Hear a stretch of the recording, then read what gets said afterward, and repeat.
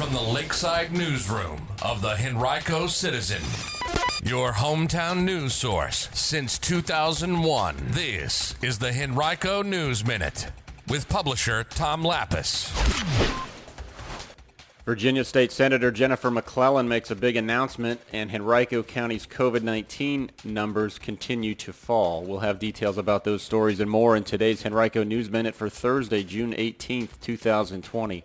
It's brought to you today by Humana. And now for the news. Virginia State Senator Jennifer McClellan this morning made official what had been rumored for months, that she is running for Virginia governor. McClellan is a Democrat from Richmond whose 9th district includes a portion of Henrico.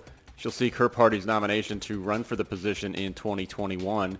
And it's expected to be a crowded field among Democrats. Delegate Jennifer Carroll represents Northern Virginia in the 2nd district, already has announced her candidacy. Other rumored candidates include Lieutenant Governor Justin Fairfax, Attorney General Mark Herring, and possibly even former Governor Terry McAuliffe. In her candidacy announcement, McClellan emphasized the importance of the election for Virginia, telling the Citizen, quote, "We stand at a critical time in our history, a time where I worry like so many other parents about the Virginia we will leave our children," end quote. McClellan is 47. She cited her experience in the General Assembly, where she served 6 terms in the House of Delegates representing the 71st District and part of Henrico, before winning a special election in 2017 as the 9th District representative in the state Senate. You can read more about McClellan's candidacy and see more of her interview with us on henricocitizen.com right now. Henrico County's COVID-19 case count is up to 2,342. That number has risen by just about an average of 27 cases each day during the past 2 weeks. It's fallen each of the past 5 days. Today, only 10 new cases were announced. Of those whose test results have come back in the past 7 days, the percent positivity rate is just 7.7. The state average during that same period of time is 7.2%. 2 Henrico County organizations recently earned a 30 in 30 green grant from the Keep Virginia Beautiful organization for $500 apiece. Keep Henrico Beautiful was one, and the other was Tech for Troops. The grants are awarded to organizations statewide who have applied and shown how they will tackle an environmental concern in their individual communities related to litter prevention, recycling, cigarette litter prevention, or community beautification. Since 2011, Keep Virginia Beautiful has provided $230,000 for 290 different environmental projects and programs statewide through partner Altria, as well as Keep America Beautiful and Coca-Cola.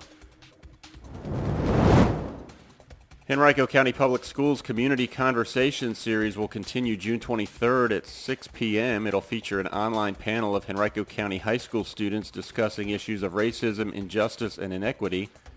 The conversations are part of the school system's Family Learning Series workshop. For details and information about how to easily join the discussion using Google Meet, you can visit henricoschools.us/family-learning-series.